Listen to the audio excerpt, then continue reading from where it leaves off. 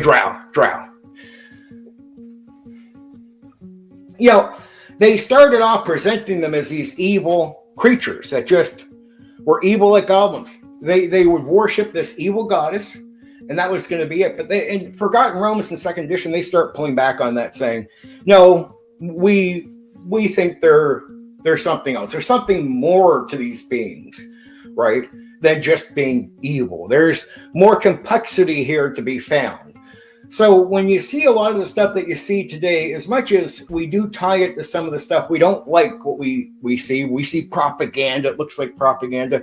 Some of these elements you see today that you see some of the older folks complaining about, we were already on the path there pretty early for some things, right? Now, I knew what was going to happen because Drow, in a certain way, I knew were cool. And I look at some of this stuff like toys. It's... If you put it in front of young people enough, they're going to want to play with the cool toy. And if there's a good reason to play with the cool toy, they'll start wanting that reason, right? And Drow is like a really cool toy to play with. To me, Drow is the greatest example of how the Dungeons and Dragons is not a hero game. You would never be inspired to go towards Drow if the game was really just heroes. Right? I was like, if that is what D&D is, this would never be the case. The majority would never be drawn to this, but they are. And there's a reason, because they don't see the game that way, because they never experience the game that way. This goes back to AD&D first edition. Oh, it's a hero game, but we're only in here trying to find treasure. So you get used to just trying to find treasure, constantly trying to fill your need on getting paid, right?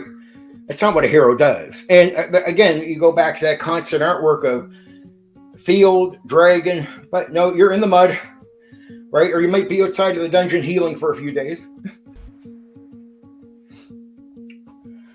That's, to me, that's Drow is the evolution of Drow where it is, makes sense in a way of, this is what shows you the stepping away from the old mindset. Like, if the old mindset was what pushed forward, if the old mindset is what the majority wanted, you'd see less complexity. That's what you would have seen going forward. Because for their game style, the more complexity you put in, the more expectation you got to put into the game. And there's some areas where a lot of the old guys don't even touch. So if you want to keep getting complex with the story, it's, well, how complex can you get if a lot of guys don't want to even do social interaction in the game? Right? So if you run into a limit, it's like, this is what it could be, but they're not being that. And that's what a lot of players in the hobby felt with AD&D first edition. It's like, here's what a tabletop role-playing game could be, but this is not what it is. And what I got to say about Dungeons and Dragons, it represents tabletop role-playing games to everyone. That's why there's so much pressure. There's more pressure on what D&D does than any other gaming system. Right? Because there's an expectation that thing takes care of the need. In a way, it's almost like most people are okay. That's the only game that exists. Because there's an expectation that D&D takes care. It's like, we want to care about character story. Well, they don't want Burning Wheel. They want Dungeons and Dragons, right? They want the popular game to do the thing. That's why if you say there's this other game that does it, they'll say, fuck off with that other game. I don't give a fuck about that other game. I want D&D, Dungeons and Dragons, to do the thing I want. That's what everybody wants. So I wanted to really talk about Drow in a way of looking at the evolution of the old school to the old evil Drow right up to where it is. And you can see the evolution comes through a different aim where the majority were after a different experience than the minority back in the old school. And you can see the evolution of the Drow, because the Drow is, I say it's a success story, where old school guys might say, well, the Drow sucks today. I'm like, well, no, the Drow is really popular. And it's successful based on what the majority wanted, not what the minority wanted. And see, so in a way it's successful. It's just not successful in the way that they want it to be successful.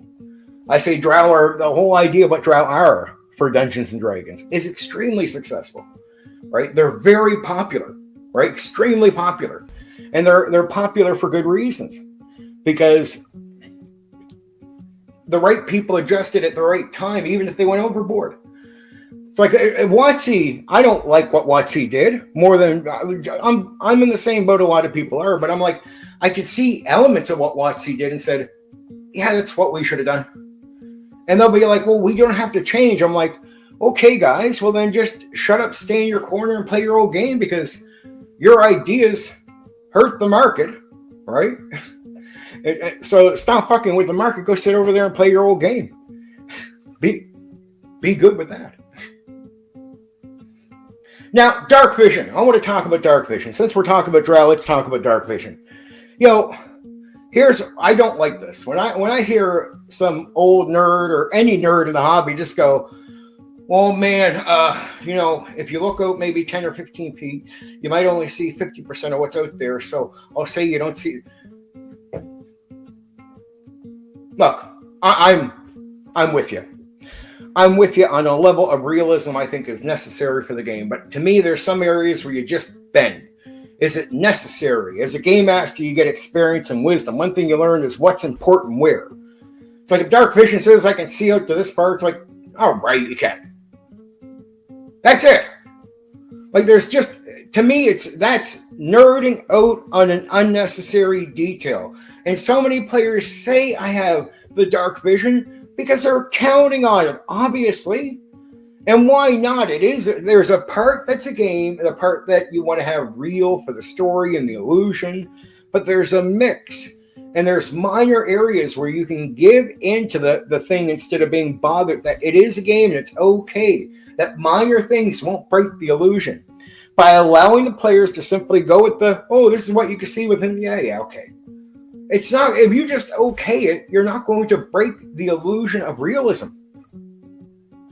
And if you think that, you're the only one and you're a minority overthinker.